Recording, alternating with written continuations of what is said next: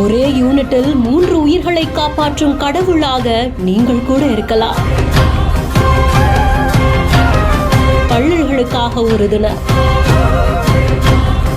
அதிசயமான தங்க இரத்த தானம் கொடுக்க தகுதியானவர்கள் யார் யார், எப்போது, எப்படி கொடுக்க வேண்டும்? ஜூன் 14ஆம் தேதிக்கு பின்னால் ஒளிந்திருக்கும் சிறப்பு என்ன?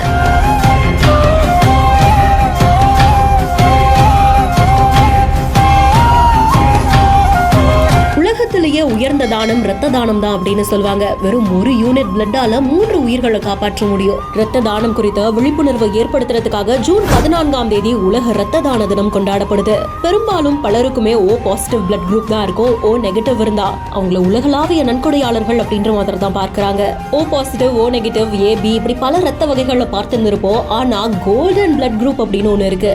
RH நல்லுங்கிற இந்த வகையில இரத்த சிகப்பணுக்கள்ல RH ஆன்டிஜன்கள் இல்லாததுனால யாருக்கு வேணாலுமே இவங்க ரத்தம் கொடுக்கலாமா? உலகத்திலேயே 100க்கும் குறைவானவர்களுக்கு தான் இந்த ரத்தம் இருக்கிறதா சொல்றாங்க. எல்லாருமே நிச்சயமா ஈஸியா ரத்தம் வழங்கிட முடியாது. இதுக்கும் நிறைய விதிமுறைகள் இருக்கு. வயது வரம்பு 18 வயதுக்கு மேல இருக்கணும். ஹீமோகுளோபினுடைய அளவு ஏறத்தாழ 12.5 கிராம் இருக்கணும். ரத்த அழுத்தம் நார்மலா, சாதாரண உடல் வெப்பநிலையும் அவசியம். HIV பாசிட்டிவ், ரத்த அழுத்தம், புற்றுநோய், கை கால் வலிப்பு, சிறுநீரக நோய்கள் இருக்கிறவங்க, ஆஸ்துமா நோயாளிகள், கர்ப்பிணி மற்றும் தாய்ப்பால் கொடுக்கும் பெண்கள், 24 மணி நேரத்துல மது அருந்தியவர்கள், 1 மாதமா தடுப்பூசி போட்டுள்ளவர்கள், அறுவை சிகிச்சை செய்தவர்கள், கடந்த 6 மாசத்துக்குள்ள பச்சை குத்தியவர்கள், ராபிஸ் சிகிச்சை பெற்றவர்கள், கருசிதைவு ஏற்பட்ட பெண்கள், இவங்களாலெல்லாம் ரத்த தானம் செய்ய முடியாது.